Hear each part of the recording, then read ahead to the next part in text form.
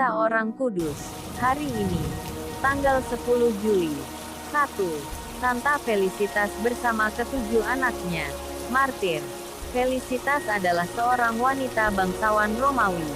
Ia dikagumi banyak orang bukan saja karena keluhuran budinya sebagai seorang putri bangsawan, terutama karena keutamaan-keutamaan hidupnya sebagai seorang Kristen. Bersama anak-anaknya, Alexander, Felix, Philippus, Martialis, Silvianus, Vitalis, Januaris, Felicitas dituduh sebagai penganut agama Kristen. Mulanya Publius wali kota Roma masih bersikap lunak terhadap mereka. Ia berusaha membujuk mereka dengan berbagai cara agar supaya mereka menyangkali imannya.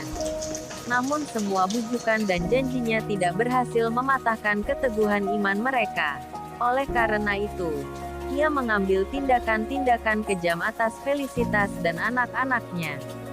Semua siksaan kejam yang ditimpakan pada mereka tidak berhasil melumpuhkan kekokohan iman mereka. Mereka tidak gentar sedikit pun di hadapan segala ancaman Publius. Felicitas dengan semangat meneguhkan iman anak-anaknya. Akhirnya mereka dibunuh oleh para algojo pada tahun 150. 2. Santa Rufina dan Secunda. Martir. Rufina dan adiknya Secunda adalah anak-anak dari seorang senator Romawi. Mereka dibunuh secara kejam kira-kira pada tahun 257. Selama masa penganiayaan orang-orang Kristen oleh Kaisar Valerianus, 253–260. Menurut tradisi, Rufina dan Secunda bertunangan dengan dua orang pemuda beragama Kristen. Rufina bertunangan dengan Armentarius dan Secunda dengan Verinus. Selama masa penganiayaan, kedua lelaki Kristen itu dengan semangat menyebarkan agama Kristen. Rufina dan Secunda sebaliknya enggan melakukan hal itu. Kedua bersaudara itu pergi ke Roma dan di sana mereka ditangkap dan dipenjarakan. Tak satu siksaan pun mampu mematahkan ketetapan hati dan keteguhan iman mereka. Karena itu akhirnya mereka dibunuh. Jenazah mereka dimakamkan di Basilika Santo Yohanes Lateran, Gereja Katedral Kota Roma. 3. Santo Erik ke-9. Martir. Erik adalah raja Swedia yang beragama Katolik. Ia menduduki tahta kerajaan pada tahun 1150 dan berjasa menyusun Undang-Undang Nasional Swedia. Pada masa kekuasaannya, ia menaklukkan negeri Finlandia dan memberi wewenang penuh kepada Santo Henry, Uskup Uppsala untuk menobatkan bangsa Finlandia yang masih kafir. Karena dukungan dalam usaha penyebaran iman Katolik, ia dimusuhi oleh banyak bangsawan Swedia. Kemudian atas hasutan Danes, bangsawan-bangsawan itu bersekongkol untuk menjatuhkan dia dari tahta kekuasaannya, bahkan melenyapkan nyawanya. Dalam suatu pertempuran di dekat Uppsala, mereka berhasil membunuh Erik. Sejak lahirnya reformasi Protestan, Erik dihormati sebagai pelindung bangsa Swedia. Walaupun ia tidak pernah secara resmi dikanonisasikan sebagai orang kudus. Jenazahnya dikebumikan di Gereja Katedral Uppsala. Peristiwa pembunuhan atas dirinya terjadi pada tanggal 18 Mei tahun 1161. 4. Santo Canut IV. Martir. Raja Denmark ini memerintah dari tahun 1080 sampai tahun 1086. Tanggal dan tempat kelahirannya tidak diketahui pasti. Beliau adalah cucu Raja Canut Agung yang memerintah Inggris sekaligus Denmark pada awal abad ke-11.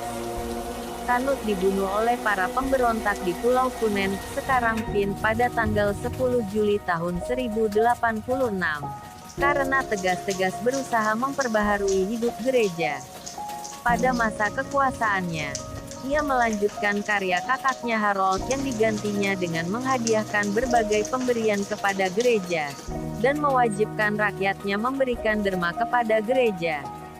Ia juga memberikan berbagai hak istimewa kepada para rohaniwan-rohaniwati. Pada tahun 1085, ia merencanakan penyerangan ke Inggris untuk menguasai Inggris, sebagaimana dahulu dilakukan oleh moyangnya Canut Agung. Rencana ini digagalkan oleh pengkhianatan saudara Olaf. Setahun kemudian, Olaf memimpin suatu pemberontakan rakyat melawan kebijaksanaan Canute. Canute melarikan diri ke Funen dan bersama para pengikutnya berlindung di dalam gereja Santo Albanus di kota Odense.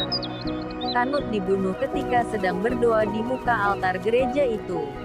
Laporan-laporan tentang mukjizat-mukjizat yang terjadi di kuburannya dikirim ke Roma oleh salah seorang saudaranya.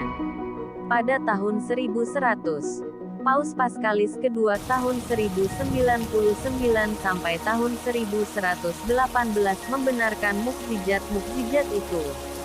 5. Santo Olaf II, martir. Olaf, Raja Norway dihormati oleh orang-orang Norwegia sebagai pelindung mereka dan sebagai promotor kemerdekaan bangsa Norwegia. Ia bertobat dan dipermandikan pada tahun 1010. Tatkala ia menjadi raja pada tahun 1015, ia mengusir pergi orang Danes dan Swedia yang menguasai Norwegia pada masa itu. Ia membantu menyebarluaskan agama Kristen di seluruh negeri secara politis.